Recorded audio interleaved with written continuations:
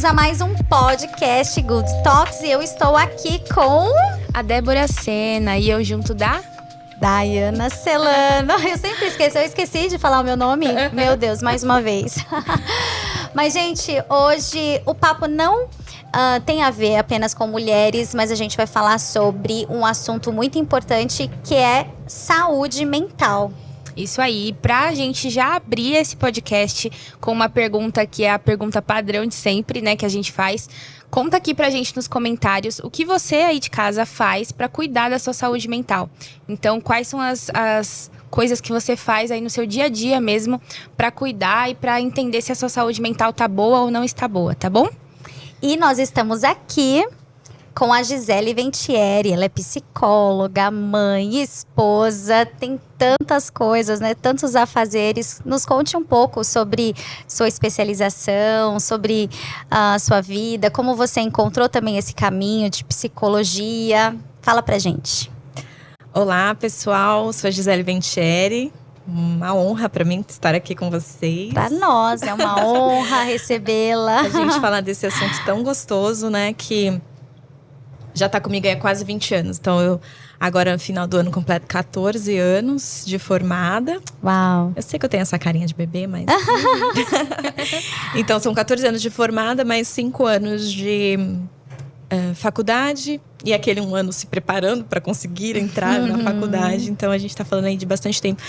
Eu sempre quis fazer psicologia, eu nunca tive dúvidas do curso que eu queria fazer. Então, por isso que eu falo que a psicologia tá andando comigo assim há bastante tempo. Não era possível para mim ali nas condições, mas Deus abriu as portas que precisavam ser abertas e eu consegui estudar. E até legal, uma coisa que veio aqui na cabeça, enfim, que eu fui a primeira pessoa da minha família a fazer faculdade, a minha família materna, né? Fui a primeira pessoa. E olha que a família é grande, são 13 irmãos que eu tenho. E cada um, assim, cumpriu realmente né, de se multiplicar, enfim.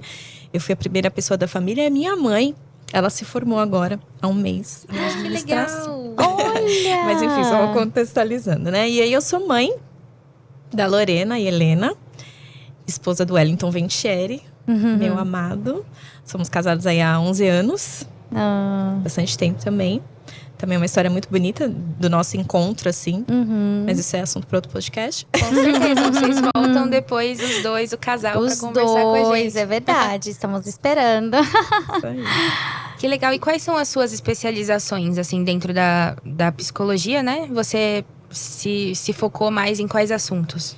Bom, eu atuo na clínica, efetivamente, né? Porque a psicologia, ela tem várias possibilidades de atuação, hospitalar, dentro das empresas, enfim, é infinito. Eu atuo de forma clínica mesmo, aquela história de vou a uma consulta com um psicólogo.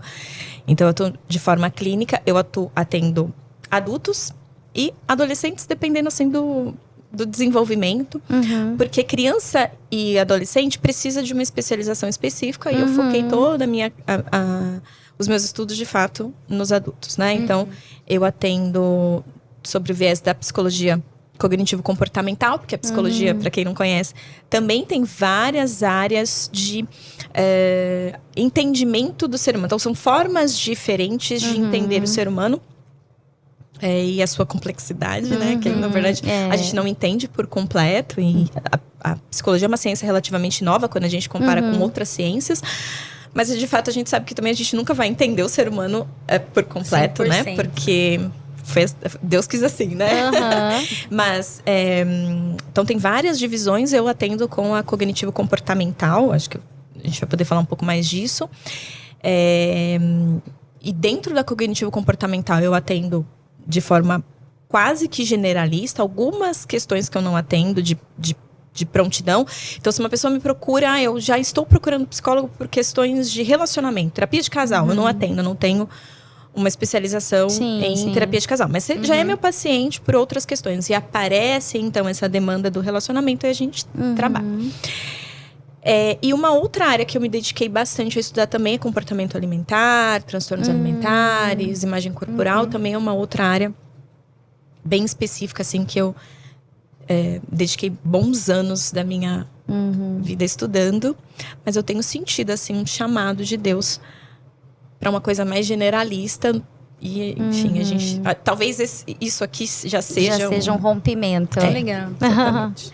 E nós estávamos até falando a respeito da saúde mental e como a Débora também já falou aqui, vocês já estão comentando aí, a gente tá vendo, né, como a sociedade tem lidado com tantos transtornos, tantas confusões na mente, e às vezes a pessoa nem sabe que está com a mente sobrecarregada, prestes a ter desenvolver algum tipo de distúrbio, ou sei lá, alguma questão que vai fazer mal, né, tanto socialmente, em relacionamento, quanto sei lá, em diversos aspectos, né, quando a saúde mental não está boa, o quanto isso afeta o ser humano.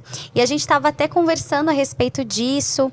E para a gente começar, como que a pessoa ela começa a perceber os sinais de que algo não está legal na mente? Excelente pergunta. Aos sinais e os sintomas, que a gente costuma falar em saúde, né? Então, sintoma é algo que só a pessoa consegue perceber. E sinais é aquilo que além da pessoa, ou às vezes a pessoa não percebe, mas então está evidente a todos. Então, por exemplo, uma febre. Uma febre é um sinal e um sintoma. Porque só a pessoa consegue sentir, porém a gente consegue aferir ali com o termômetro. Então, tem uma febre, né? Uma dor de cabeça já é só um sintoma. A pessoa diz que está com dor de cabeça. A gente até, às vezes, identifica a pessoa com o olho pequenininho, um pouco prostrada. Mas a gente tem que ficar ali com aquele sintoma. Ela quem está dizendo, né?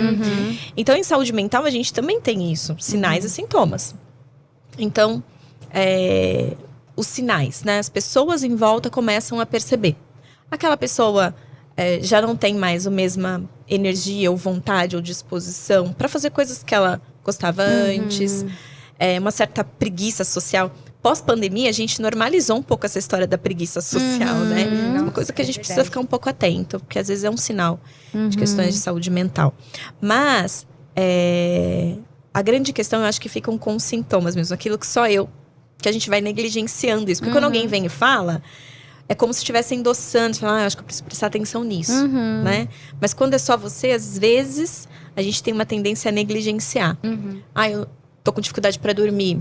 Minha mente tá muito acelerada. Eu tô com dificuldade de me concentrar. Antes eu amava ler, agora eu não consigo terminar um livro. Ou nem começar, né? Ou um excesso de consumo de conteúdos, né? Então, assim, tô lendo muito, tô assistindo muita série, tô o tempo inteiro na internet. Procurando, né? A pessoa está fugindo um pouco do padrão dela, né?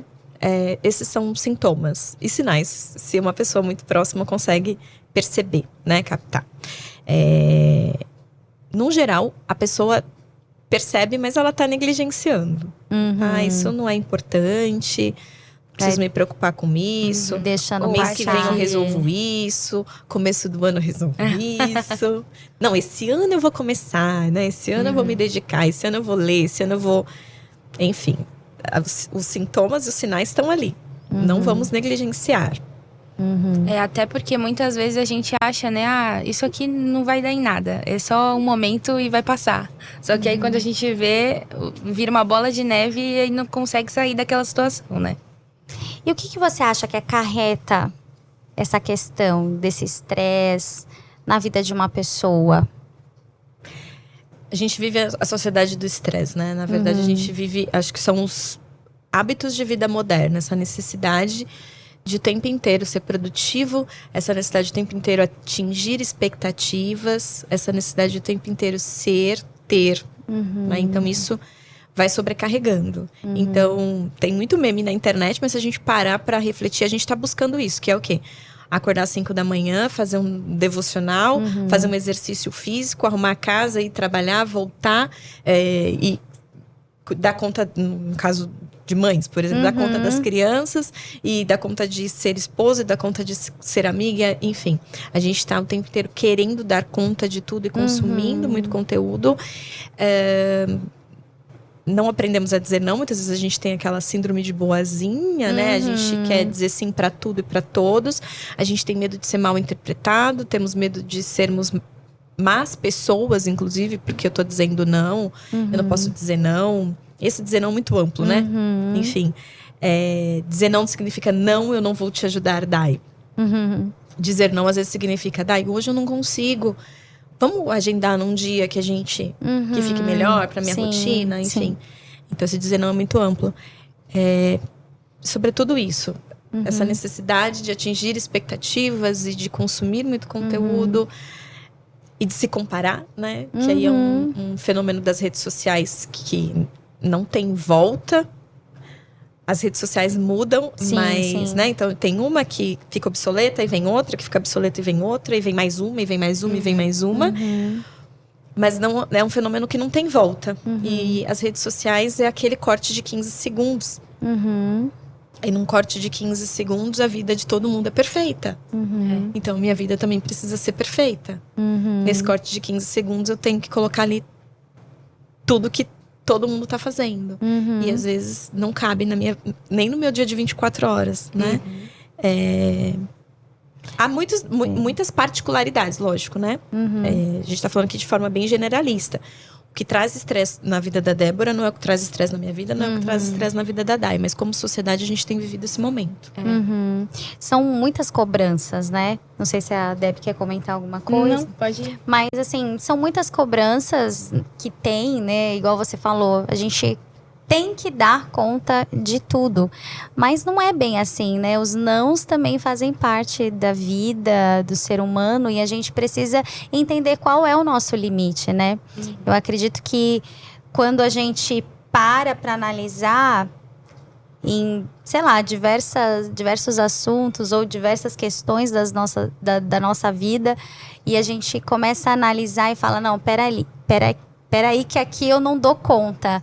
E não tem nenhum problema, né, em não dar conta disso, ou não é que a gente não vai dar conta, é que aquilo a gente não consegue fazer, e tudo bem, né? Só que a gente vive tentando se adequar a tantas e outras questões. Eu acredito também que tem muito a ver com as redes sociais, né?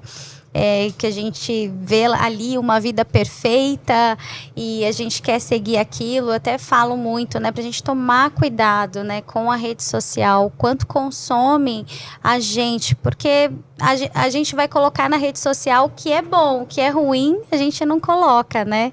Então todo mundo vai se alimentando de algo perfeito, sendo que não é, a vida da pessoa não é aquilo, né? Não é a perfeição, ela não vive a perfeição 24 horas por dia, né? E eu até, assim, é engraçado que eu começo a observar sempre a nossa geração, né, passada. Eu começo a olhar, né, para minha mãe, né, para os meus pais. Eu vejo uma geração confiante, eu vejo uma geração que parece que eles resolvem todos os problemas pra gente, não é? E aí, quando a gente passa de uma geração, e eu não sei se isso tem a ver, não sei o que vocês vão responder, mas não sei se isso tem a ver com essa questão das redes sociais. O quanto mudou agora. Parece que as pessoas não estão tão confiantes, vivem seguras. O que isso acarreta? Você, na sua opinião, você acha que tem a ver com esse consumo das redes sociais? Porque lá no passado não tinha, né? Eu acredito que minha mãe nem sabia o que era isso, né? Foi até eu lá no passado, né? Não tinha essas redes sociais, que foi surgir o agora, máximo era né? MSN, né? Eu acho que MSN você já tinha na época de vocês, né? O MSN sim, o Orkut. MSN, eu acho que só. E eu acredito que daí foram surgindo esses meios, e aí foi chamando a atenção cada vez mais dessa geração que já está na internet. Eu não sei se tem a ver, mas qual que é a sua opinião sobre isso? Você acha que lá no passado tem a ver, essa segurança foi tirada por conta da internet? Da comparação, né? Olha que interessante, acho que a gente entra aqui num papo de família, mas que com certeza tem efeitos também na nossa saúde mental, né? Antigamente, não que a gente não tinha as redes sociais digitais que a gente tem hoje. A gente tinha outras formas de se comparar e de e de olhar o que estava acontecendo. Por exemplo, na minha época, tinha o caderninho da... Como era o nome? O caderninho que passava na sala? Que tinha lá, que cor você... Cor preferida? Vocês tiveram isso, não? Eu não me lembro. Como era o nome daquele ainda caderno? tinha, mas Se eu você não souber, lembro. coloca aqui nos comentários que a gente não tá lembrando. Enfim, tinha aquele caderno que passava, né? E aí tinha lá, cor, nome. Aí você colocava. Aí na próxima folha, idade. Aí passava a próxima folha. Cor preferida. Desenho preferido. Então ali, quando você lia o colega anterior, você já tava tendo um nível de comparação. Então, quando a gente fala de antigamente, as famílias, elas eram mais próximas, né? Então, a gente vivia perto dos avós, dos tios, dos primos. Claro que pós-pandemia a gente tem, acho que, outro fenômeno cultural. Mas, enfim, até antigamente, a gente, de fato... ficava com os primos. A gente, de fato, passava um fim de semana na casa de um tio. A gente, de fato, tinha convívio com os nossos avós. Salvo exceções, né? De mudança de estado e tal. As famílias eram próximas, portanto, a gente tinha aquela confiança na família. Essa questão da adolescência... A infância também, mas a adolescência, que os pais nunca sabem nada... meu amigo sabe mais, o pai do meu amigo sabe mais. Enfim, sabe aquela fase altiva? Ela sempre existiu. Só que a quem esses jovens recorriam quando eles já não achavam que os pais eram caretas? O tio, o padrinho, o avô. Era um familiar, era um adulto saudável que estava ali perto. Hoje a gente está cada vez mais distante por conta dos hábitos de vida moderno. A gente foi subindo prédios e ficando distantes da família por uma série de questões. E aí a gente tem o fenômeno das redes sociais. Então hoje, a quem eu me comparo? Ao indivíduo da rede social. Que aí já tem uma realidade financeira completamente diferente da minha família, que já tem um contexto cultural completamente diferente da minha família, que tem uma questão religiosa completamente diferente da minha família.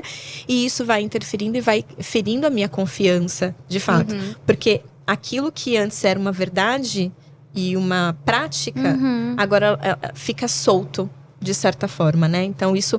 também interfere na nossa saúde mental, porque a gente já não tem mais a tal da confiança que nos era passada por conta das tradições. Sim. Né? Acho que, resumindo... Com certeza. E é muito interessante que a rede social hoje, pelo menos pra mim, eu vejo que às vezes é uma fuga, né? A gente acha que a gente tá descansando. Você, nossa, eu tô cansada, vou dar um tempo no meu trabalho e aí vou lá pro Instagram. E aí fica rodando. E parece que isso cansa mais a nossa mente, né? Porque é uma fuga de descanso que às vezes não é o descanso certo, parece. Parece que a gente só tá sobrecarregando a nossa mente de coisas que não vão ser de fato um descanso pra gente, né? Não sei se você pensa assim ou se é uma... De comparação e consumo, né? De consumo então, também. eu tô olhando ali, ai, que legal, a Débora viajou na lua de mel. Pra onde você foi na lua de mel, Débora? Fui pra Bonito, no Mato Grosso. Que legal, a Débora foi pra Bonito, no Mato Grosso. Nossa, eu nunca fui pra Bonito. Nossa, que legal, a Day tá se mudando. Nossa, que legal. Gente, meu contexto de momento, né? De mudança. Enfim, nossa, e aí você... São microinformações que vão atacando a nossa necessidade de consumo, a nossa necessidade de comparação e essa necessidade de sempre se colocar num lugar que nunca tá bom, né? É a tal da murmuração, né? E aí a gente entra naquela questão do agradecimento, da ingratidão, né? O quanto nós somos ingratos, a gente tem, né, tantas coisas ao nosso redor que a gente precisa aprender a valorizar, só que a gente se distancia muitas vezes dessas, né, da nossa família, falando, a gente tá nesse papo de família, às vezes a gente tá lá com a nossa família reunida e de repente tem um celular ali que fala mais alto e o quanto isso destrói, afeta o relacionamento da própria família, dos filhos, enfim, e é uma questão muito séria. Porque imagina, você tá ali, igual a Débora falou, às vezes a gente acha que vai descansar e não é um descanso, aquilo traz mais estresse, né? Eu mesma, assim, a melhor coisa que eu fiz na minha vida é quando eu chego em casa e deixo assim, sabe, num lugar bem longe o celular, onde eu não consiga ver, porque acaba desestressando. Eu tô ali, tô com a minha família. Eu tô ali, né, tomando um café, eu tô com a minha família, eu tô conversando. Eles precisam, né, do estar presente, da minha figura. E o quanto a gente vai vendo, né, as famílias sendo separadas por conta do celular. Não é nem... a gente tá falando de família, mas também você vai num, sei lá, num restaurante. Os amigos também. As pessoas estão se separando. E aquilo eu acredito que é uma das formas, isso, né, que a gente tá falando, é uma forma de sei lá, eu acho que a pessoa vai se enchendo de estresse que ela não se dá conta. E daqui a pouco ela nem sabe por que ela tá tão estressada. Porque não desliga, porque não tem outros papos, não interagem com outras formas, com outras realidades, né? Eu acho que já dá pra até fazer um gancho de como desestressar, né? Tem várias atitudes práticas que a gente pode ter para desestressar, enfim. Mas uma delas, por exemplo, é socializar, estar com os amigos, né? Seja intencional nisso, né? Em estar com os amigos. A gente acaba encontrando os amigos muito no aniversário de alguém, igreja, contexto de igreja. Mas seja mais intencional em estar com os amigos. Só que quando você estiver com os amigos, esteja com os amigos. Né? A gente vê muito, vai em algum restaurante, um café, e aí, a galera se encontrou, os primeiros 5, 10 minutos tem resenha. Daqui a pouco você olha, um grupo de 5, 6 jovens, está todo mundo no celular. Há uma mensagem ali que você está passando para o outro também, né? Que não é mais interessante. E nisso também a gente desaprende a ser social, né? Então, vamos conversar, gente. Vamos perguntar do outro, né? Como é que tá o outro? Como é que tá o trabalho? Como é que tá aquele tio, né? Vamos conversar, vamos sair um pouco das redes, porque estar presente efetivamente no lugar onde você está é uma forma de você desestressar e trabalhar a saúde mental também. Muito legal. E até, né, na questão do celular, né? Tem gente que fala assim, mas eu estou trabalhando, né? Mas também é aquilo, né? O saber o nosso limite. A gente começou a falar sobre falar não, saber o limite. Tem coisas que dá para esperar, né? E eu acho que tem coisa que dá para dizer não naquele minuto. Não é que eu não vou dizer, eu não vou responder naquele momento, né? Mas é que às vezes a gente fica nessa questão de cobrança, que a gente tem que responder, que a gente tem que resolver coisas, mas tem coisas que dá para esperar, né? Lógico, se morreu alguém, se aconteceu alguma coisa, se precisa de emergência, né? Liga, né? Eu acho que hoje também as pessoas, elas estão precisando ser mais intencionais. Se acontece alguma coisa urgente, liga. O telefone ainda faz isso, ainda tem essa função, gente. Ainda tem essa função. Mas assim, se é uma coisa que dá para resolver, né, daqui a alguns minutos ou de repente no outro dia, né, né, pra gente poder equilibrar, e a gente precisa saber, né, dizer esse não também no celular. E não, agora eu não vou responder, agora eu vou deixar aqui, agora eu tô com a minha família, tô com os meus amigos, né, agora eu tô curtindo, né, meu descanso, desligar mesmo, né? Até porque eu acho que, não sei o que você pensa sobre isso, eu acredito que é a mesma coisa, mas a gente perde muito um relacionamento verdadeiro com as pessoas, né? Até dentro de casa. Eu tenho que me controlar com o celular, tenho que chegar em casa também, porque às vezes o Newton me dá uma bronca. Então, vamos desligar um pouco o celular, porque a gente acaba, às vezes, a questão do trabalho, né? A gente acaba chegando em casa e aí vai responder uma coisa e a pessoa fala com você e você tá no mundo do celular. E aí você tá respondendo, tá bom, só um momentinho. E isso gera relacionamentos superficiais com as pessoas no geral, né? Numa mesa de amigos e tal. Então isso, eu vejo como a pandemia me afetou em relação a relacionamentos, né? E aí, pós-pandemia, eu tento melhorar isso também. Eu vou sair com a galera e falar, não, gente, deixa o celular na bolsa. Para tentar não mexer, porque realmente como é importante para nossa saúde mental estar com pessoas, né? Se a gente sobrevivia sem, né? Antigamente, como que... Sim. Né? As coisas caminhavam. Foi muito importante em tempos de pandemia, né? A gente falava com os amigos, ou a gente sabia o que estava acontecendo com os amigos, ou até no mundo, através da tecnologia. Das redes sociais, de fato, né? Só que aí a gente super estimulou algo em nós, né? De ficar preso nisso.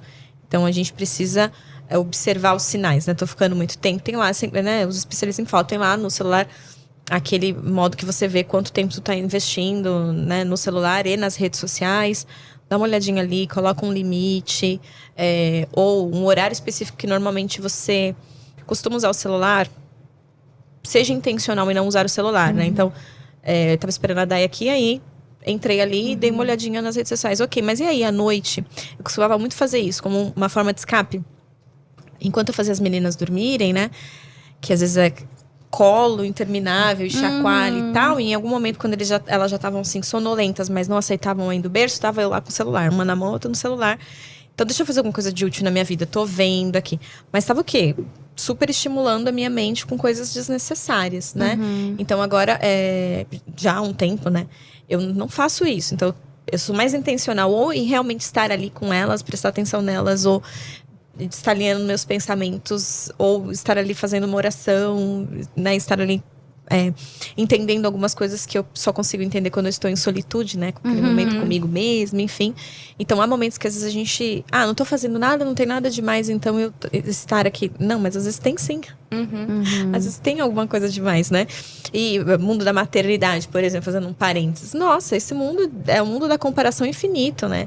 Porque o meu desfraudou com tantos meses, o meu andou com tantos meses, o meu falou com tantos meses. Não, porque o meu já pega assim, o meu já pega no lápis. Não, porque o meu já sabe...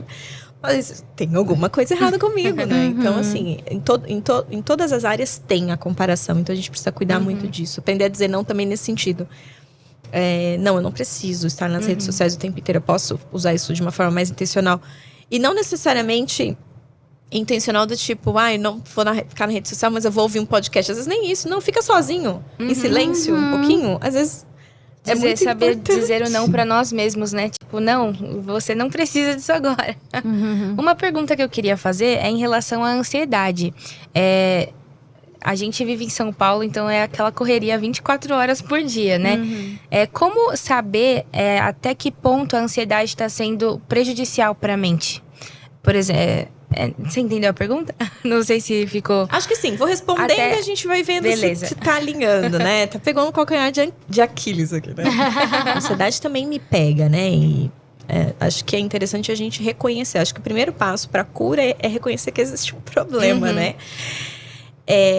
A ansiedade, ela não é de todo ruim. A ansiedade é o que nos traz aquele fôlego de vida no sentido de... Vou fazer acontecer, vou correr. Eu quero fazer faculdade, eu não tenho condições, mas eu vou atrás de uma bolsa, vai dar certo. Se eu não for, Deus não vai me abençoar. Sim. Então, essa vontade de fazer as coisas acontecer e tal, não é de todo ruim, né? Quando que a ansiedade começa a ser um problema? Quando o meu foco está totalmente naquilo. Quando meu foco está totalmente naquilo, quando eu começo a colocar expectativa, função em coisas que não tem aquela função, aí começa a ter um problema, né? Eu não tô dormindo. Tem todo um contexto. Eu não tô dormindo porque eu tô com muitas dívidas. Como que eu vou dizer para um pai de família que tem aluguel para pagar, que tem, né, comida que ele precisa cuidar da saúde mental e dormir? Então tem coisas assim que realmente a gente resolve em outra esfera, né? Então, tem que saber fazer essa divisão, assim, né? Do que é essa ansiedade, que ela é saudável, que ela me coloca em ação. Então, eu quero trabalhar, vou fazer um curso, vou, né? Começa a ir atrás e colocar currículo. Seria um estímulo bom, né? É aquele estímulo, aquilo que me coloca em ação. Que isso é muito importante. A ansiedade que me coloca em ação, ela é positiva. É que eu não gosto muito de usar o termo positivo e negativo em saúde mental, mas a ansiedade que me coloca em ação, ela é benéfica, ela é bem-vinda, ela é necessária, né? A ansiedade por uma questão grave como essa, que eu citei, né? De desemprego, às vezes de uma saúde uma doença muito grave, enfim... Vou confiar em Deus, vou confiar na provisão, mas de certa forma não tem como a mente não se ocupar com aquilo, a mente não se preocupar com aquilo. E tem aquela ansiedade nessa necessidade de atender as expectativas, de acontecer, que não está nessa esfera do essencial. Né? Então aí a gente começa a ter um alerta, né? E até tem não sei, né? Me corrija. Mas uma ansiedade negativa, né? Aquela ansiedade que te move a pensar que algo vai dar errado e você já começa a sofrer, o negócio nem aconteceu, não aconteceu nada e você já começa a sofrer porque você acha que vai acontecer uma coisa super ruim. Você sabe que você não vai passar na prova, né? A gente tá na época dos Enems, né? E vestibulares, e aí o quanto isso atrapalha. Eu falo isso porque me atrapalhou muito, assim, na época de estudo, não agora, graças a Deus, que eu também tô na faculdade agora, mas lá atrás, assim, no passado, eu lembro, assim, que teve uma época da minha vida que eu travei por conta dessa ansiedade, porque eu já tinha pra mim que eu não iria bem nas provas e que pronto. E aquilo se tornava uma verdade que eu travava. Eu ficava assim, sem saber o que fazer. Eu me travava. Então, assim, lógico, a gente tá falando sobre estudos, mas existem várias coisas, né? Quando dá um diagnóstico de doença na família, ou, enfim, são tantas e outras coisas e a gente vai, sei lá, alimentando uma ansiedade negativa. Não sei se isso faz parte dessa ansiedade. Um medo, né? Você trouxe uma coisa interessante que eu ia falando, mas me perdi no raciocínio, que é quando a ansiedade te coloca em movimento, é uma ansiedade bem-vinda. Quando a ansiedade te paralisa, aí é quando a gente começa a ter um problema. É quando a gente começa a adoecer do ponto de vista de saúde mental, né? Então, a base da ansiedade é o medo. É o medo de não dar conta, é o medo de não conseguir, é o medo de não passar, é o medo de não atender expectativa, né? É o medo de não progredir, é o medo de não prosperar. Enfim, o medo é a base dessa ansiedade, né? E aí ela te paralisa. E ela coloca a sua mente num modo looping tão infinito, assim, né? A pensar de forma tão criativa do ponto de vista negativo, que a sua mente não para um minuto, ela não descansa um minuto, trazendo os piores cenários possíveis, as coisas mais catastróficas possíveis, e sempre muito personalizado, né? A coisa mais catastrófica e mais absurda do mundo vai acontecer comigo. Né? Então a ansiedade ela te leva para esse lugar, né? Pra esse lugar de paralisação. E essa é uma ansiedade que te paralisa, mas não te paralisa do ponto de vista literal. Ela te paralisa, assim, nos projetos. Ela paralisa a sua mente, você não consegue ter uma resolução, uma definição, uma decisão. Eu não sei se eu vou pra cá, se eu vou pra lá, enfim. Mas também tem aquela ansiedade que é quando a gente tem uma crise de ansiedade. Normalmente a gente já tá, de fato, passando por um transtorno de ansiedade. Que é quando ela te paralisa de fato. Eu passei por isso uma vez. Acho que é legal compartilhar. Sim, por favor, sim. conte-nos. Eu passei por isso uma vez. E eu acho legal compartilhar, porque as pessoas falam assim, nossa, você é psicóloga. A gente já tem uma questão tipo, nossa, você é cristão, né? E tá preocupado, né? Lança sobre ele todas as suas preocupações, né? Mas também tem esse preconceito essa visão das pessoas do, nossa, você é psicóloga e você teve ansiedade. Então, 2 pontos. O primeiro ponto é que eu tava, de fato, bem longe da atuação clínica, né? Então, eu sou formada há 14 anos, atendi assim que me formei e fiz uma pausa. Eu fiz uma pausa porque eu achei que psicologia... Ai, que bom que eu pude ter um curso universitário, me abriu muitas portas, me levou para lugares que eu não conseguiria sem uma formação universitária, mas eu achei que não era para mim, no sentido porque eu não conseguia pagar minhas contas, sendo psicóloga. Eu não tô conseguindo pagar minhas contas, então não dá. E aí eu fui seguir outros caminhos, né? Deus abriu uma porta muito boa para mim, assim. E em determinado momento, eu comecei a confiar muito nos carros e nos cavalos, né? E aí eu fechei essa porta com as minhas próprias mãos, né? Uma vez a pastora que me pastoreava na igreja anterior, ela falou, num contexto pessoal, um contexto dela mesma, ela disse, é muito perigoso fechar uma porta que Deus abre. Aí eu consegui fazer isso, né? Fui lá e fechei com as minhas próprias mãos uma porta que Deus abriu. E tem coisa que a gente vive que é plano de Deus, tem coisa que a gente vive que é permissão de Deus. Que é diferente, né? Sim, permitindo que você quis ir por aí, ok. Até que ele vem dar o livramento, né? E aí eu tava ali por alguns anos vivendo isso, assim, né? Na minha própria força, querendo conquistar algumas coisas e numa atividade insana em busca de alguns reconhecimentos, enfim. Não vou entrar em detalhes, acho que Acho que todo mundo consegue, de certa forma, pegar o que eu tô falando e aplicar assim, né? E aí eu tava nesse processo e as coisas não estavam dando certo, todo mundo via menos eu. E as coisas não estavam dando certo, todo mundo via menos eu. E aí um dia meu esposo falou assim: olha, eu não tô mais com você nessa. Meu esposo falando pra mim, ele tava vendo menos eu. Falei, você não vai acreditar, mas eu vou acreditar até o fim. Até que chegou aquele momento que eu comecei a de fato perceber assim, não tá dando certo. Isso aqui não tá dando certo. E aí, isso foi em 2016, finalzinho de 2016, comecinho de 2017. Até tem a história do livro, mas depois eu vou falar do livro. E aí, em 2017, eu tive uma crise de ansiedade. Resumindo, o que é uma crise de ansiedade? Eu achei que eu tava infartando.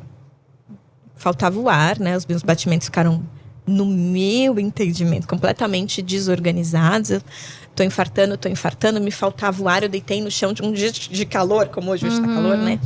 Eu deitava no chão e falava, tá faltando ar. E meu marido abriu a janela, mas a janela tá aberta, mas tá faltando ar. E ele ficou abanando assim, né? Mas eu não tô sentindo ar, eu não tô respirando, eu tô sufocando. E aí corremos pro hospital, eu tô tendo um infarto. E aí, quando chega no hospital, faz a triagem e tal, né? Vê lá pressão, batimentos e tal. E aí, não me deram a pulseirinha de emergência. Deram a pulseirinha normal. Eu já comecei a ficar brava, né? Porque eu tô infartando, né? Então, preciso da pulseirinha de emergência. Bom, mas enfim, fiz um eletro e tal. E conclusão, aquilo era uma crise de ansiedade. Então, a crise de ansiedade, ela faz isso.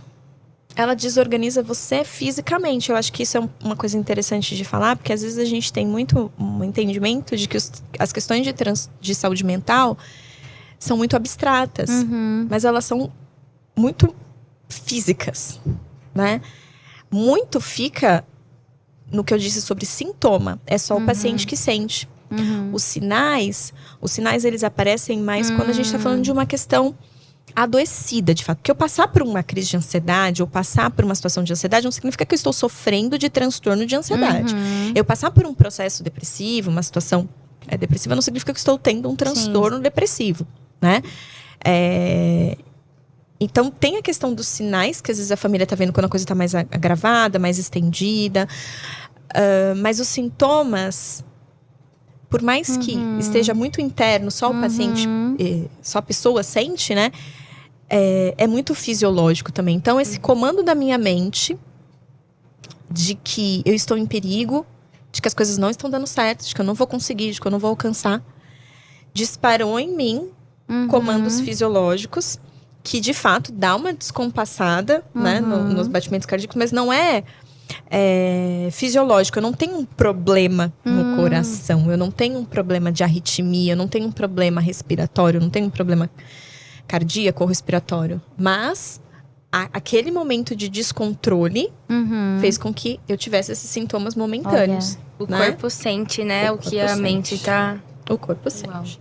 E se você for conversar com um clínico geral que atende em pronto-socorro, todos os dias ele atende muitos casos. E assim, interessante que eu era formada, não estava atendendo, estava nessa busca por outras coisas. Mas eu tinha formação, né? E aí o médico começou a falar com muito jeitinho. Sabe quando tá dando volta? E eu comecei a perceber, eu falei, ele vai falar alguma coisa muito séria, muito grave, porque ele tá dando muita volta. Eu percebi a dinâmica dele. E aí, quando ele disse com todo jeitinho, isso é uma crise de ansiedade, se cuida, né? Procura terapia, eu vou passar aqui pra você um medicamento fitoterápico, enfim. Eu comecei a rir, mas não me colocando naquele lugar de... Nossa, como eu posso estar passando por isso? Mas não do tipo... Uau, como a vida é irônica, né? Como as coisas... Sim. Podem acometer a todos nós se a gente não estiver cuidando da saúde mental. Por que eu estava nessa busca tão louca, buscando esse reconhecimento, essas titulações, essas coisas que eu estava buscando? Não tinha necessidade daquilo.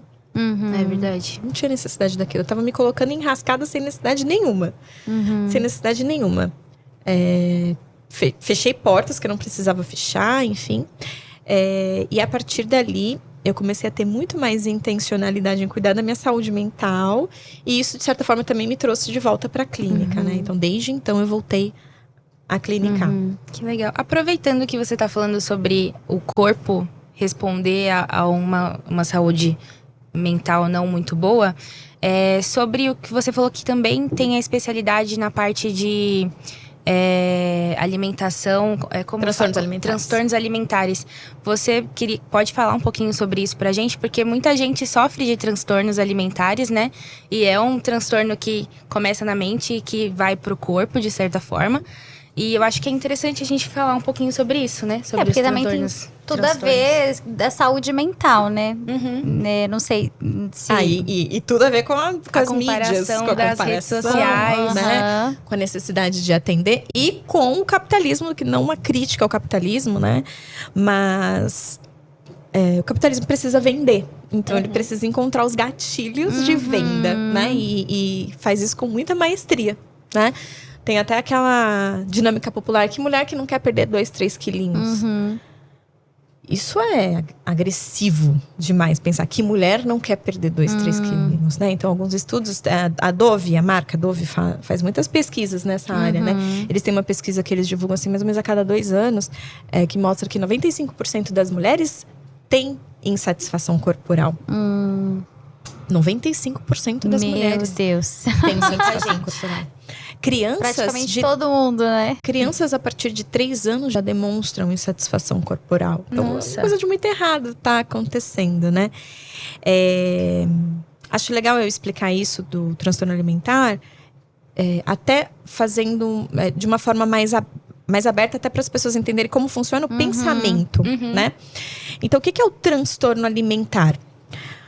A forma de se relacionar com a comida e com o corpo é disfuncional. Existe algo que é esperado do ponto de vista social. Aquilo que é esperado. E aquilo que foge do que é esperado pode estar nessa esfera do transtorno alimentar. Então, existem vários tipos de transtornos, né? Que a gente tem os mais conhecidos, a anorexia, que é quando a pessoa está extremamente emagrecida, o transtorno da compulsão alimentar, que são pessoas que não conseguem parar de comer. Isso não significa que a pessoa seja, de fato, obesa, né? A pessoa pode ter um transtorno de compulsão alimentar e estar no peso por outras questões, né? A gente tem transtorno de imagem, a pessoa ela não se vê como ela realmente é. Ela sempre aumenta, né? Ou diminui. Né? E aí, olha que interessante. Por exemplo, no caso da anorexia, falar de forma bem genérica. Porque o indivíduo, na minha frente, ele tem sempre as suas questões únicas. Mas de forma bem genérica, quando a gente fala de anorexia. A pessoa, que é a pessoa que normalmente tem pavor de comer, né? Não come, ou tem restrições muito importantes para comer. Via de regra, essa pessoa, ela coloca o valor que ela tem no corpo. Então ela tem uma fobia de comer, né? Ela tem pavor de comer, de fato, e ela tem essa valoração dela, ela coloca no corpo que ela tem. E ela tem também, até por questões de diagnóstico, critério diagnóstico, ela tem agora eu esqueci a palavra. Ela não tem real noção do tamanho do corpo dela. Perdão, eu esqueci a palavra agora. Ela acha que ela é muito maior do que de fato ela é. Né? Então é um critério diagnóstico. E isso é fisiológico mesmo. Isso é explicado pela fisioterapia. A imagem que a gente vê no espelho é diferente da imagem que a gente realmente tem. Porém, ela é muito próxima. Né? Como que a gente constrói a nossa imagem corporal? A gente constrói a nossa imagem corporal, sobretudo pela imagem e pelo toque. Então, eu me vejo no espelho, eu vejo semelhantes, eu me toco. Como que eu me toco? Eu passo um creme, eu visto a minha roupa, me maqueio, arrumo o meu cabelo. Eu vou tendo noção do tamanho disso. Então, aquela brincadeira, você tá de olho fechado, você tem que apalpar uma coisa, adivinhar o que é. Então, assim, isso aqui, eu já tinha visto que a xícara, o copo ele é mais alto e mais gordinho. Então, esse é o copo. A xícara, como ela tem uma alça, é menorzinha. Então, a pessoa, ela, de certa forma, ela tem tanta insatisfação com aquela imagem que ela vai perdendo a conexão com essa imagem. Então, ela não tem uma conexão neural que aproxima ela dessa imagem. Então, ela tem sempre essa imagem de que ela é muito maior do que ela de fato é. E adicionalmente a isso, conforme ela vai emagrecendo pela restrição alimentar, ela não vai percebendo. Mesmo que a roupa ou que a balança dê aquele número menor. Então, nesse caso, não seria um problema de saúde mental, por exemplo? É alguma coisa já neurológica? É saúde mental. Saúde mental também, considerada. Ah, tá. Porque é a forma como eu me relaciono com a comida. Tá, entendi. E a forma como eu me relaciono com a minha própria imagem. Uhum. Né? Então, isso é saúde mental. E como que a pessoa, às vezes tem alguém nos assistindo que talvez sofra com isso, né? Como que a pessoa consegue... como que alguém dentro de casa é mais fácil de observar, né? Que a pessoa vai demonstrar sinais. Mas como que a pessoa consegue perceber que ela tá indo para esse caminho? Então, às vezes, a pessoa ainda não tá diagnosticada com uma anorexia, por exemplo. Ou qual é o nome da outra que você falou? Transtorno da compulsão alimentar. Transtorno de compulsão alimentar. Como que a pessoa, ela começa a enxergar isso dentro da mente dela pra falar, eu preciso de ajuda. Preciso de buscar um psicólogo. Eu dei esse exemplo da anorexia para as pessoas até conseguirem entender, assim, um pouco dessa dinâmica. Existe um componente neurológico envolvido na questão. Mas talvez não foi o melhor exemplo para falar de tratamento. Porque no caso da anorexia especificamente, ela é uma doença em que a pessoa ela não vê problema em ser assim. Então ela não vê problema, logo ela não quer buscar tratamento, porque ela não está errada. Entendi. E inclusive o sucesso do tratamento, quando se busca tratamento, é muito baixo. Porque é o transtorno alimentar e o transtorno de saúde mental de mais difícil tratamento e é o que tem mais mortalidade. A taxa de maior mortalidade, tanto pelo índice de suicídio, quanto pela mortalidade por ineficiência dos órgãos, né? Mas se a gente falar, por exemplo, de transtorno da compulsão alimentar, né? Que já tem uma incidência maior na sociedade. Mas as pessoas buscam mais tratamento, tem mais sucesso no tratamento. A pessoa não consegue parar de comer. Então, às vezes, a pessoa que está ao lado, familiar, o amigo, fala assim, é só parar de comer, é só fechar a boca. Não sabe quanto machuca a pessoa ouvir isso, porque ela não tem controle. Na especificação dos transtornos mentais, não está especificado mais como um transtorno de impulso, como era antigamente. As atualizações da Sociedade Americana de Psiquiatria dividiu isso, mas tem a ver com os impulsos. A pessoa não tem controle sobre o impulso de comer. E às vezes ela tem, inclusive, um apagão. Quando ela vê, ela já comeu. Ela já comeu. E às vezes ela nem vê que comeu. Às vezes ela vê as embalagens.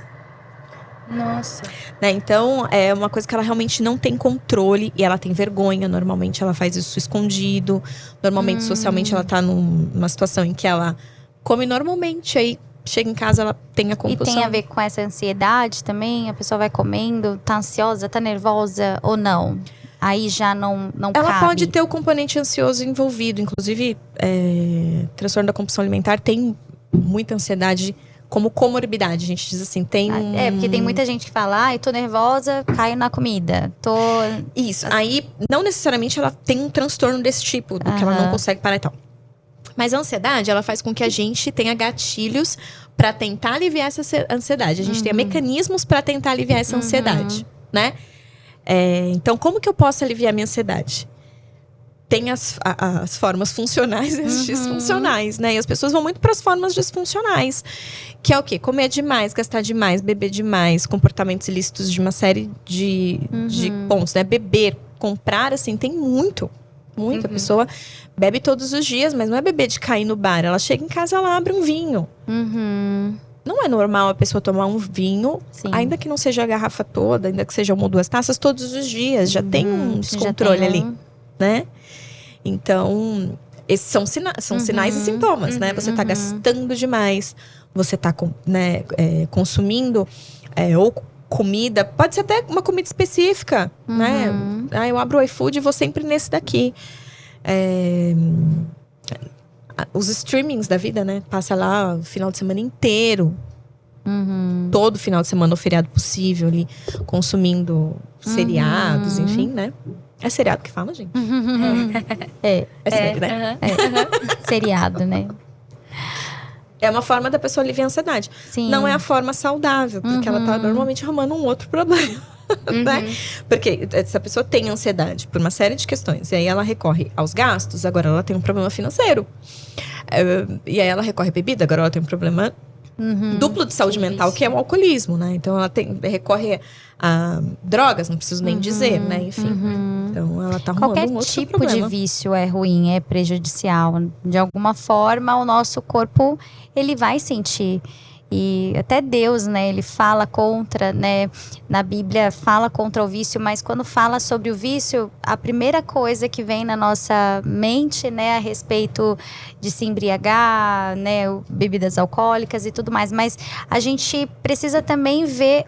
Às vezes a gente tem um vício de chocolate que a gente não consegue se controlar e aquilo acaba se tornando um vício, né? Prejudicial, você está comendo muito doce, né? Tem tantos outros tipos de vício que a gente precisa parar para pensar, mas peraí, será que o meu corpo, né? Porque a gente vê desde de como surgiu, né, o universo, quando Deus nos formou.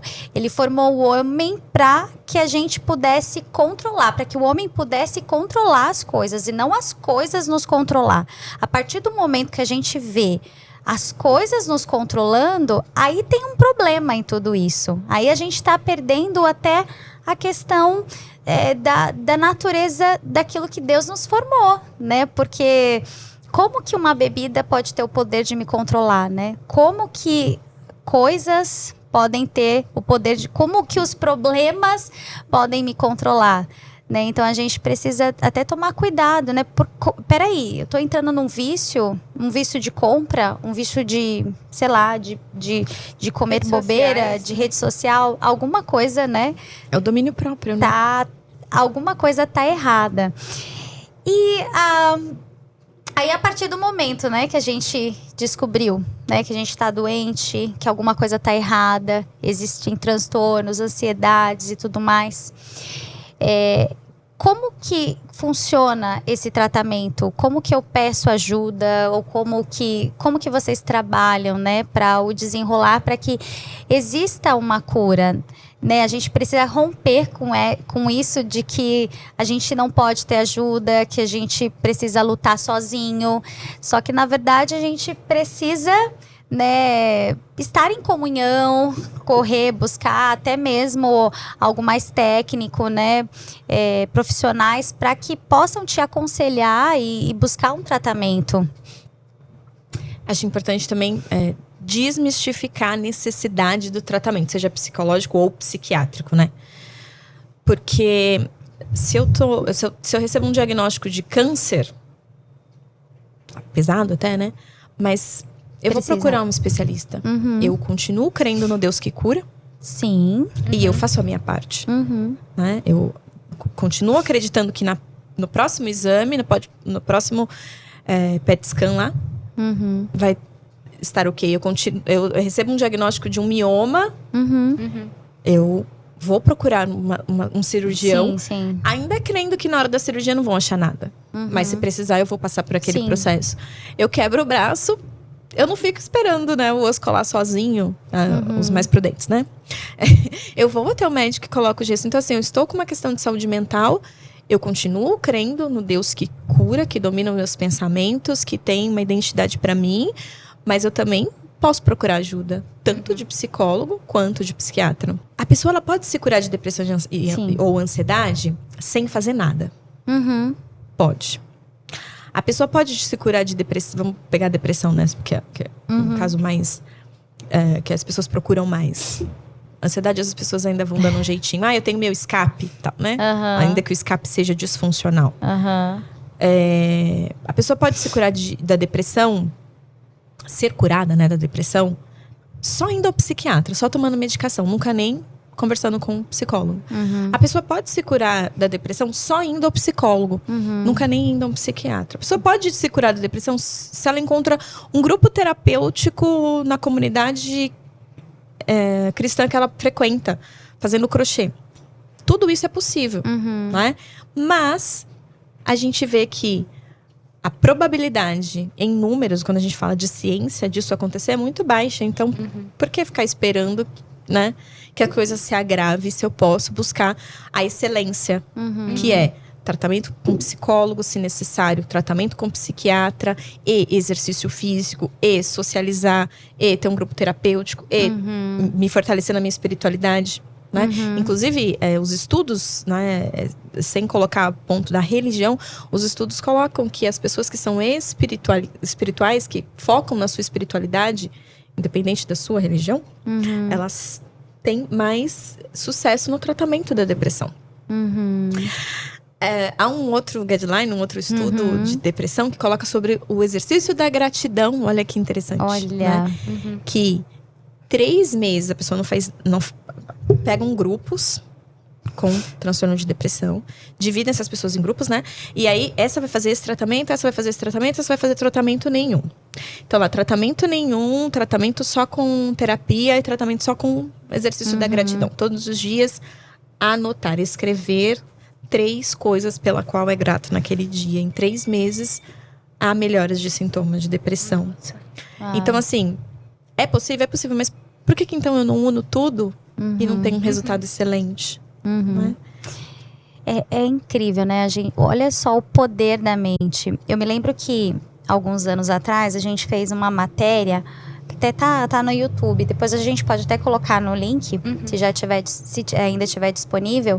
Mas a gente reuniu um grupo de mulheres que tiveram câncer de mama ou que estavam fazendo tratamento de mama. E elas fazem remo ali na USP. E foi muito interessante que na hora que eu estava entrevistando essas mulheres, e elas estavam bem, né? Muitas delas já estavam recuperadas, mas continuavam, né? Porque gostou do ambiente e tal. E assim, a maioria delas falavam assim: eu venci, eu estou vencendo, eu estou encontrando força porque eu comecei a olhar os detalhes da minha vida. Eu comecei a ser mais grata. Eu comecei a olhar para as coisas ordinárias com outro olhar de agradecimento, de viver a vida mais simples. Porque às vezes a gente na correria e tudo, a gente deixa as coisas passar. E sendo que as coisas tão pequenas, como aquilo faz bem, né, para nossa vida. E essas mulheres, elas falaram, eu comecei a agradecer, comecei a ter um estímulo de olhar para minha família e olhar para tudo ao meu redor. E aquilo foi fazendo com que elas se recuperassem mais rápido. E aí encontraram no remo, né? Esse grupo, essa comunhão de mulheres no remo. Todos os dias elas iam lá, treinava, fazia alongamentos. E aí também tinha competição de remo. E isso, imagina, é todo um complemento. Cuidar do corpo, cuidar da mente, começar a ter gratidão. Então, uma comunidade, o exercício físico, mas elas fizeram um tratamento. O tratamento. Não, e a maioria tem esse acompanhamento. Mas é pra gente parar pra pensar, né, como é importante, né, tudo estar bem. A gente estar bem com o nosso corpo, com a nossa mente, a gente ter um tratamento, acompanhamento, né, porque se você se entregar, você acaba perdendo, né, perdendo a guerra. E, na verdade, a gente precisa encontrar dentro da gente essa forma. Como é que eu posso viver bem? Eu acredito que o ser humano, ele precisa querer viver bem. Né? É tão triste, né, quando as pessoas falam, eu quero desistir, não, isso. Não, Deus, ele deu um dia pra gente. E esse dia foi perfeito, maravilhoso. Porque imagina, Deus, eu vejo a vida como um presente de Deus. Todas as vezes que eu acordo, eu falo, Deus, o Senhor me deu um presente. Então, como é que eu posso viver esse presente da melhor forma, da melhor maneira? Mesmo que muitas vezes, né, é muito estressante, tem muita coisa para fazer, mas o Senhor, ele me deu aquele dia. Então, como é que eu posso administrar? Como é que eu posso viver aquele dia bem? E agora a gente já está caminhando, né, para a questão, né, que a gente já está entrando aí. A gente está começando o ano e entrando num novo ano. E o que eu posso fazer? Olha só o presente que Deus nos deu. Mais um dia, mais uma chance para viver, mais um ano que Deus está nos dando de olhar para tudo isso e falar, eu quero viver cada dia né, entregue nas mãos de Deus, principalmente, mas fazendo com que eu queira viver, eu queira lutar, eu queira viver melhor, eu queira me desligar das coisas que me afastam das pessoas, né, da rotina, dos filhos, né, da família, para que a gente possa viver de uma forma mais leve, né? Eu ia falar, Débora. É muito importante a gente entender que muitas vezes a gente tem crenças e quando eu falo da minha abordagem, né, cognitivo-comportamental, é que primeiro a gente tem o cognitivo. Eu penso alguma coisa e por isso eu ajo de determinada forma. Então, se eu confio, eu avanço. Se eu vacilo, eu não avanço. Se eu tenho medo, eu não avanço. Então, a cognição, nós temos crenças que faz parte da nossa história de vida. Então, nada tá ali por acaso, né? Então, a nossa história de vida, às vezes a gente vem de um contexto X, às vezes a gente vem de um contexto Y. E esse contexto, ele foi dia a dia reforçando em nós crenças a nosso respeito. E aí tem fator de personalidade, que é muito biológico, mas também é ambiental. Uma salada ali, né? Uma sopa bem feita. Que junta vários fatores. Então, eu não sou só biologia, eu também sou ambiente. Eu não sou só ambiente, eu também sou biologia. E eu não sou também só o ambiente de onde eu vim. Eu também sou o ambiente onde eu quero me colocar. Então, às vezes eu vim de um ambiente muito invalidante. Eu vim de uma família desestruturada. E eu não tô falando família desestruturada no sentido de não ter pai, não ter mãe. No sentido de realmente não ter ali princípios, valores.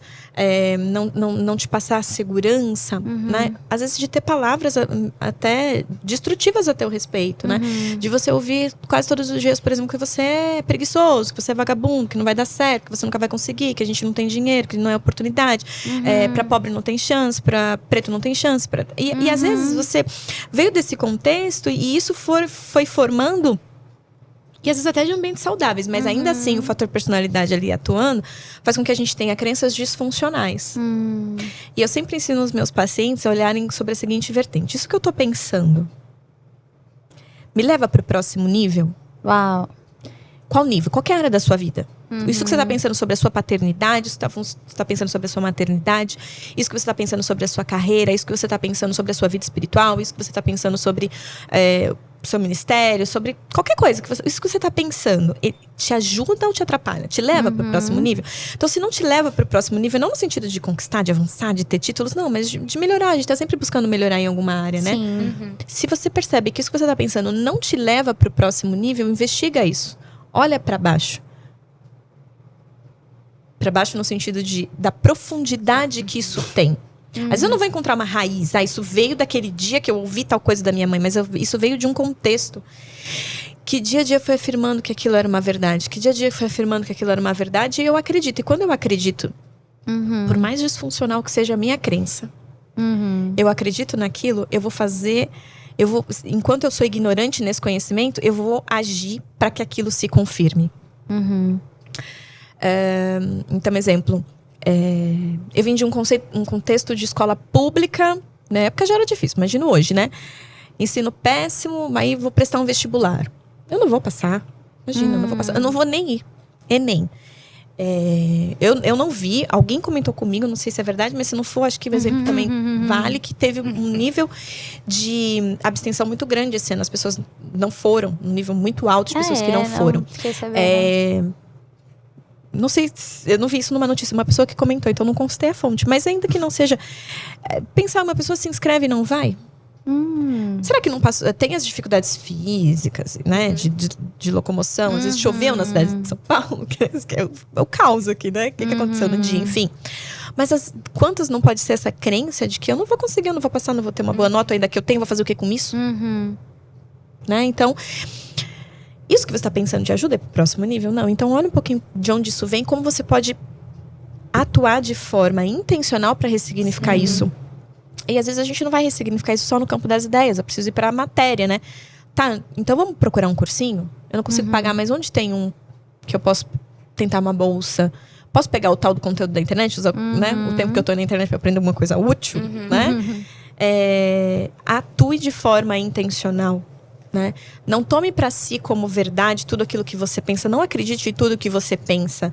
Mas não duvidando da tua capacidade, no sentido de olhar com esse olhar catastrófico, limitante, que te coloca nessa posição de eu não consigo, eu não dou conta, eu não sou capaz, não há nenhum valor em mim, ou não há nenhum talento em mim. Tá, não tem nenhum talento, você só não sabe fazer nada. Vamos aprender então. Vamos aprender. O que a gente pode aprender? Então, eu posso aprender a pintar, posso aprender a desenhar, posso aprender... O que eu posso aprender? Vou fazer um curso presencial ou na internet? E eu acredito que também chega num nível da pessoa nem se conhecer, né? Então, é um bom momento para a pessoa se conhecer, olhar mais para ela e menos para as coisas de fora. Porque ela sabe tudo que o outro sabe fazer. Mas e ela? O que ela sabe fazer? E eu tenho certeza que cada um foi feito de uma forma tão especial que sabe fazer algo, que é bom em algo. Porque nem todo mundo é perfeito e ninguém é igual a ninguém. Cada um tem, né, suas dificuldades e também tem aquilo que sabe fazer de melhor, né? Eu tenho várias coisas que eu sou péssima em fazer, que eu não pego para fazer, porque assim, eu vou aprender, mas eu sei que aquilo lá eu não consigo. Mas tem muitas coisas que eu sei que eu consigo. Então, poxa, é olhar para si mesmo, né? Porque por muito tempo também eu acreditei que eu não conseguia fazer muita coisa que hoje eu faço. E aí eu já estava vendo exatamente, eu estava tendo aquele olhar, não, eu tô vendo que as outras pessoas conseguem fazer, mas eu me desconheço, eu nem sei quem eu sou.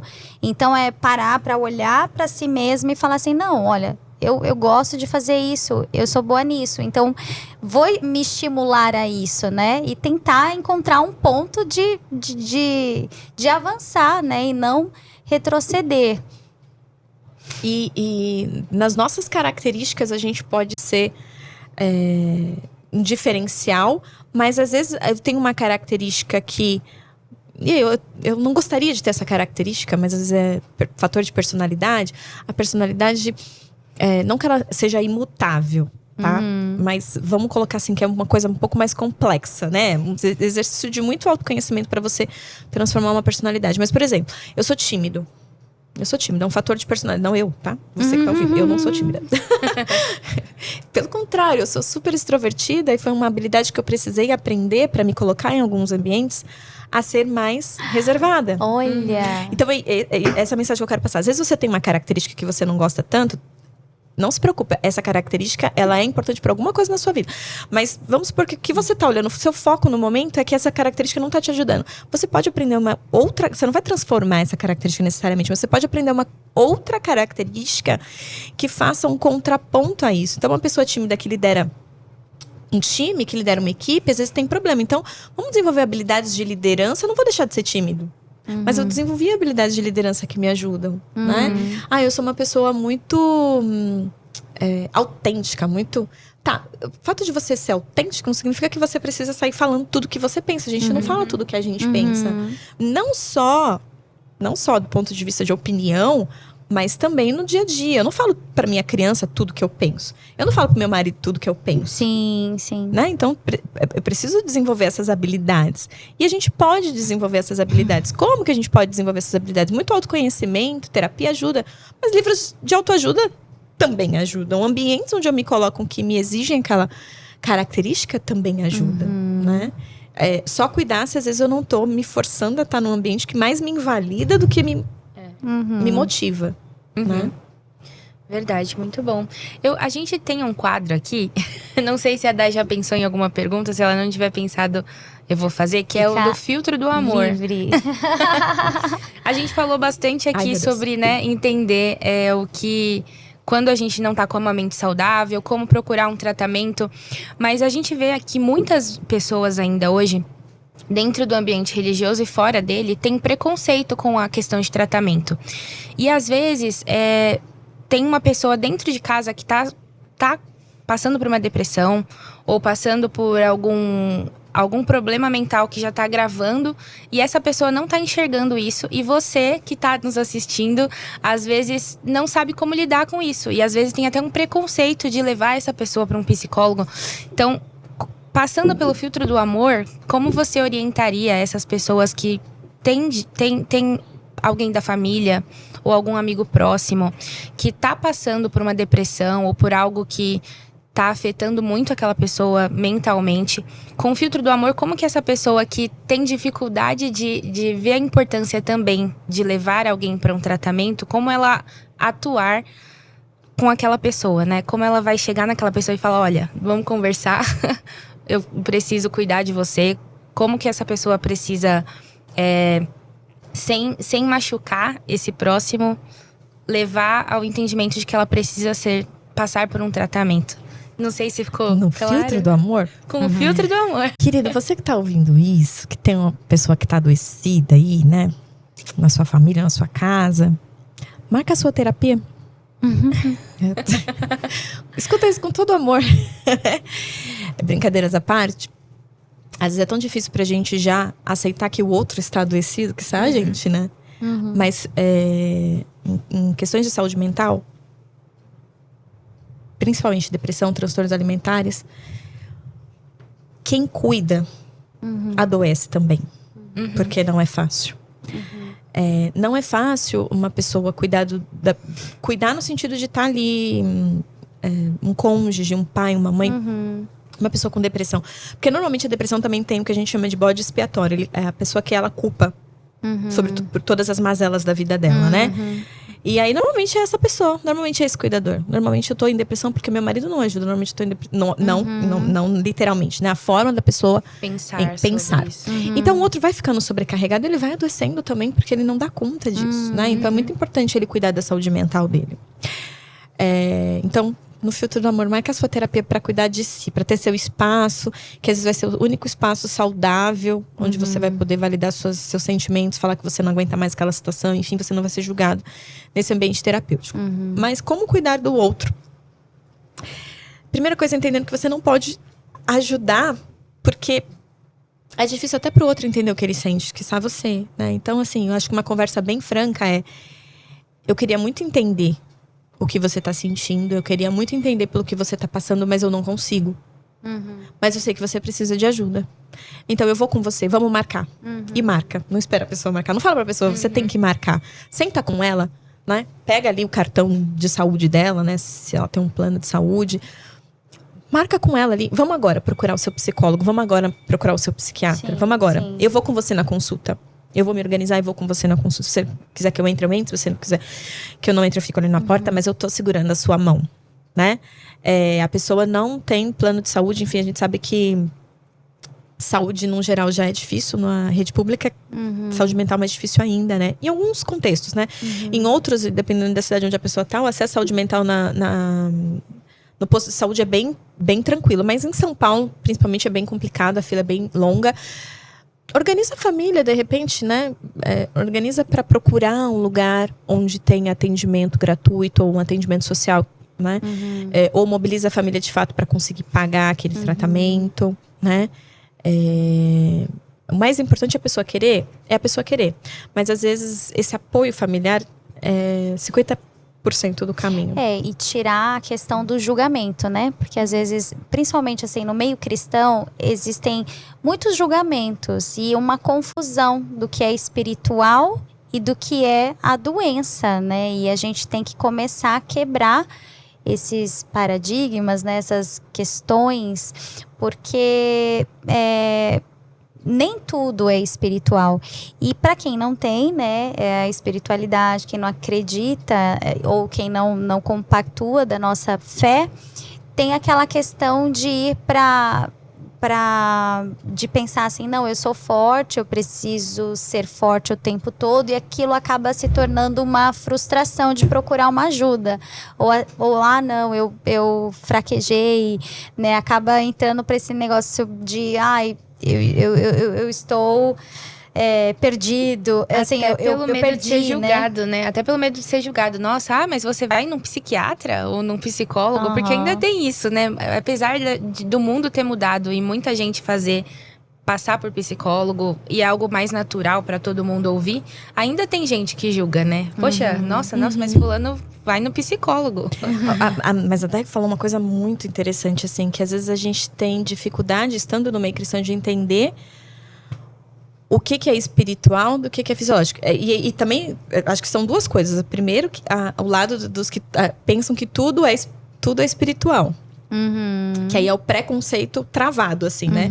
Não existe a questão fisiológica. Como se Deus não tivesse criado corpo, mente e espírito, né? Então, tudo está interligado. Mas aquele lado que olha para tudo é espiritual. Esse já é um lado mais difícil de conversar, né? E tem também aquele lado que isso é espiritual ou isso é emocional? Como diferenciar, né? Nem sempre a gente vai conseguir diferenciar. Mas quando eu comecei falando lá na minha fala que Deus tem me chamado para uma coisa generalista, eu ainda estou tentando entender. Ele tem me chamado para levar a saúde mental de forma mais acessível, mais ampla. Ele tem falado para mim assim que ele quer curar as mentes para alcançar os corações. Uau. Então, o sentimento, a gente fala coração, uma forma, né, figurativa, porque o coração ele não sente nada, né, ele só bombeia sangue. A emoção é uma produção da própria mente. Mas as emoções, elas são produzidas a partir dos meus pensamentos. E os meus pensamentos têm a ver com as minhas crenças. E as minhas crenças têm a ver com a minha história de vida. Então, às vezes, você está num contexto de fazer terapia, ou buscar um grupo terapêutico, ou um livro de terapia, às vezes, né? Não substitui fazer terapia de forma nenhuma, mas às vezes ajuda você a se organizar, organizar a sua mente, organizar seus pensamentos. Quantos benefícios a gente não tem se a nossa mente estiver organizada para entender individualmente a pessoa, individualmente ela vai entender o que é espiritual e o que é emocional. E a gente pode sofrer das emoções, porque a gente tem as nossas crenças e as nossas vivências, né? Vou dar um exemplo até na área de transtornos alimentares, assim. Uma pessoa que tem transtorno de compulsão alimentar sempre teve dificuldade com a comida desde pequena. E aí ela começou a escutar daquela avó gordofóbica dela que ela nunca ia arrumar um namorado. Você nunca vai arrumar um namorado, ninguém nunca vai gostar de você, porque você é gordinha. Ninguém gosta de gordinho, ninguém, né? Aí vem aquela tia no Natal e aperta a sua barriga. Vem aquela outra tia e pergunta, cadê o namoradinho? Você vai crescendo. Às vezes você nem cresceu ainda, estão perguntando isso, tem 12, 13 anos, né?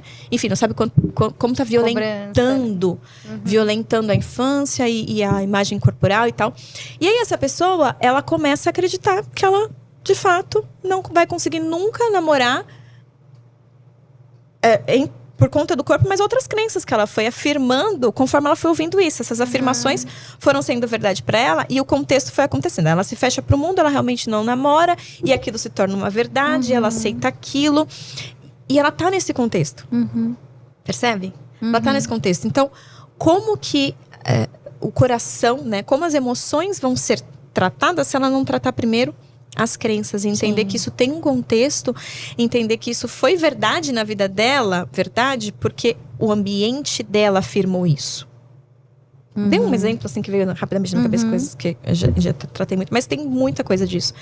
Então, às vezes, o ambiente, a personalidade, tudo aquilo que formou suas crenças, formam seus pensamentos. Nenhum pensamento é aleatório. Eu pensei tal coisa. Esse pensamento ele não é aleatório, esse pensamento ele tem uma raiz profunda. Eu costumo dizer que é a ponta do iceberg. O pensamento é a ponta do iceberg. Por trás, por baixo, tem muito gelo. E é uma camada de gelo assim, né? Que às vezes o Titanic achava que ia conseguir, mas não consegue. Porque aquilo está muito fortalecido na história da pessoa. Então, como curar as emoções sem curar o pensamento? E às vezes eu preciso de ajuda para organizar esse pensamento. Então, se eu organizo esse pensamento, eu organizo as minhas emoções, eu consigo, individualmente, fazer um discernimento melhor, mais claro do que é espiritual, do que é emocional. Eu tenho, nem sempre, mas eu tenho muita clareza de coisas que acontecem na minha vida que é baseado na minha crença, na minha história de vida e baseado na questão espiritual. Né? Então, porque os pensamentos estão organizados. Então, às vezes a gente não vai saber. Isso é emocional ou isso é espiritual? Mas se a pessoa organiza a mente, ela vai conseguir ter mais discernimento. Ferramentas pra gente destruir Golias, né? E eu vi que você tem um livro pra indicar. Tá muito legal esse papo, gente. Porque eu vim aqui falar de saúde mental, mas num espaço que eu me sinto muito à vontade pra falar de mim enquanto cristã, né? Acho legal falar isso. Eu sou psicóloga, eu sou cristã, mas eu não sou uma psicóloga que usa a religião no atendimento, Sim. né? Isso não existe.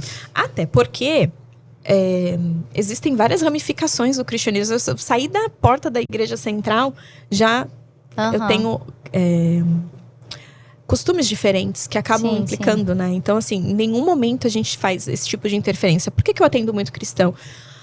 Porque a gente gosta de se indicar. Eu preciso fazer um artesanato, preciso de um suplá, vou chamar a Pri lá, né? Que eu tava no podcast nesses dias, enfim.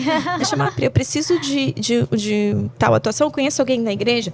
Eu preciso fazer um estudo sobre a imagem. Vou chamar lá a Annalise. Annalise, maravilhosa, né? Querida de costura de estilo. Porque a gente tá se indicando em comunidade. Mas não significa que eu vou usar as minhas crenças e as minhas experiências e os meus pensamentos e as minhas crenças no atendimento da pessoa. Não, a gente tá ali de uma forma mais neutra. Né? Claro que muitas vezes quando a pessoa traz questões sobre a igreja, sobre a fé no geral, às vezes a gente tem mais facilidade de entender o que ela tá falando, mas isso não me coloca em nenhuma vantagem diante de outros profissionais. Então, né? Mas aqui eu tô falando de mim, né? Aqui eu tô falando de mim. E esse livro... Se você puder, aponta ele lá pra câmera pro pessoal ver. Esse livro fala um pouco sobre a minha experiência com a ansiedade na história da crise de ansiedade que eu tive lá em 2017. Então foi assim, eu tava ali buscando, né? Os carros, os cavalos e tal. E aí, tudo dando errado, todo mundo vendo, menos eu. E aí, chegou aquela hora que eu falei, tá bom, tá dando errado. Acho que todos nós temos uma área ou algumas áreas da nossa vida que a gente tem dificuldade de largar a mão, né? De deixar Deus conduzir. A gente acha que a gente é muito bom naquilo. Eu sou muito bom nisso. E às vezes é uma coisa assim, não é que Deus não atua aqui. Eu nem percebo que eu tô agindo pelo meu próprio braço. Né? Que eu tô confiando no meu próprio braço. É mais ou menos isso. E eu tenho dificuldade de entregar, né, para Deus algumas áreas da minha vida. E esse processo que eu estava passando era uma área específica, na área profissional, naquilo que eu fazia antigamente. E quando eu entendi que estava dando tudo errado, quando eu entendi que eu tinha fechado uma porta que Deus tinha aberto, que eu não devia ter fechado aquela porta, por isso que eu passei por tudo aquilo e tal, eu li esse livro. Derrubando Golias. Descubra como superar os maiores obstáculos da sua vida. E tem uma frase aqui em um capítulo que diz assim: o primeiro pensamento da manhã e o último pensamento da noite. O Golias entra na sua vida e rouba a sua alegria. Uau. Então, sei lá qual Golias que as pessoas estão enfrentando, né? Seja uma pessoa que ela não consegue agradar, seja contas que ela não consegue pagar, seja algo que ela não consegue conquistar, seja uma doença, enfim. O Golias que ela tá passando, aquilo rouba a alegria dela, porque é a primeira coisa que ela pensa logo cedo. E é o último pensamento que ela tem à noite. Que leva pra cama. E tira a alegria dela, né? E eu tava vivendo aquilo naquele momento. Eu li esse livro no começo de 2017. Falei, tá bom, Senhor, esse ano o Senhor dirige a minha vida. Em todas as áreas. Ele dirigia a minha vida em muitas áreas, mas em todas as áreas. E foi muito interessante esse processo. Porque ele falou, então tá bom, então eu dirijo, senta aí no banco do passageiro. Eu senti isso, né? Quando a gente tem essa intimidade, assim, a gente tem um papo mais direto. Senta aí no banco do passageiro, dá uma olhada no... Admira a paisagem. Só que a paisagem não era uma paisagem para se admirar, porque eu tava tão ocupada dirigindo freneticamente para chegar num lugar, que eu fui dirigindo por lugares muito inóspitos. E quando eu sentei no banco do passageiro, que a gente voltou, ele falou, vamos dirigir de volta para casa, então. Aí eu vi por onde eu tava andando. E foi o ano mais difícil da minha vida. 2017 foi um ano muito difícil, assim. Não tanto financeiramente, teve algumas questões financeiras, mas de processos. De processos, de entender algumas coisas. E passou. Né? Tudo passa. E ele passou. Aí 2018, começo do ano, me deu um insight, eu fui ler esse livro. E quando eu fui ler o livro de novo, né? Primeiro livro que eu falei, vou ler de novo. Eu não tenho muito disso. Eu leio um livro, eu leio um livro. Eu não, dificilmente eu volto nele. Mas eu já voltei nele umas 2, 3 vezes. Aí eu dei de cara aqui com que eu tinha guardado na ocasião. O eletrocardiograma, que dizia que não tinha nada de errado com o meu coração naquela crise de ansiedade que eu tive. Eu tava lendo o livro. Eu tava com o livro quando eu fui... Eu não fui com o livro pro hospital, mas ele tava no carro, né? Então, quando eu entrei no carro, peguei o livro e achei muito interessante, pus dentro. Uau. O receituário do meu ansiolítico, né? E a ficha do hospital. E eu guardo aqui dentro sempre pra lembrar que eu tive essa fase. Que eu tive essa fase que eu precisei reorganizar os meus pensamentos, as minhas crenças. E tinha questões de crenças, mas também tinha uma questão espiritual. Então, eu precisei primeiro organizar minha mente, organizar os meus pensamentos. E como que eu consegui fazer isso? Organizar minha mente e meus pensamentos. Na ocasião, não foi com terapia. Não teve esse cenário. Eu estava muito longe da psicologia na época, eu não estava atuando, enfim, né? Era um contexto diferente de trabalho. Mas lendo o livro, que eu considero um livro de autoajuda, e aí também é um ponto interessante, que às vezes as pessoas têm um preconceito com o livro de autoajuda, mas às vezes você consegue se ajudar, às vezes não. Mas às vezes sim. Como eu posso cuidar da minha saúde mental? Lendo bons livros de bons autores, ainda que seja autoajuda, é interessante. E a gente também precisa reconhecer uma coisa: nem todos têm acesso a fazer terapia. Hoje o convênio cobre, mas nem todos têm convênio. Sim, com certeza. É verdade. Né? Então, às vezes, a gente precisa se nutrir de outras fontes. E tudo bem. Né? E nem todo mundo precisa de terapia. Também queria colocar isso aqui. As pessoas falam, todo mundo precisa de terapia. Não, terapia faz bem pra todo mundo. Mas nem todo mundo vai precisar de terapia. E tudo bem. Né? Às vezes a gente consegue se nutrir. Mas se você precisar, não existe. E se você tiver o recurso, não existe. Né? É mais uma coisa que você pode agregar em busca da sua saúde mental, da sua saúde emocional e até da sua saúde espiritual, porque você alinha seus pensamentos. E quando seus pensamentos estão alinhados, você consegue ter clareza das coisas, né? Então, esse livro me trouxe muita clareza naquele momento de luta, de dificuldade. E aí, em 2018, eu pude ver, nossa, quanta coisa eu passei em 2017. Foi a partir de 2018 que eu realmente, assim, tive uma alavancagem na clínica. E aquilo que me tirou da clínica quando eu me formei, falei, não vou ganhar dinheiro com isso, não pago minhas contas. Esse não é um problema. Claro, recomeçar exigiu de mim muita resiliência e muito ajuste. Eu precisei ajustar muitas coisas, mas meus pensamentos estavam alinhados. Então, tudo aquilo que eu precisei reajustar, até no meu estilo de vida, eu estava disposta para poder recomeçar. Claro, né, numa outra fase da vida, enfim, meu esposo, né, provedor, conseguia ali me ajudar em casa, mas